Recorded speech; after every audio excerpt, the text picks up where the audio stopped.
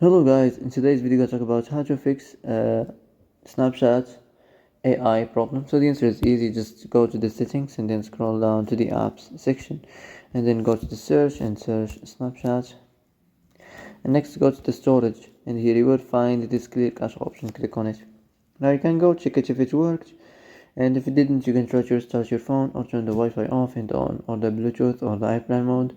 Also you can try to clear data, but be careful. If you clear data, all the Snapchat's data will be deleted. This includes all files, the settings, the accounts, the databases, etc. So be careful if you want to clear your data.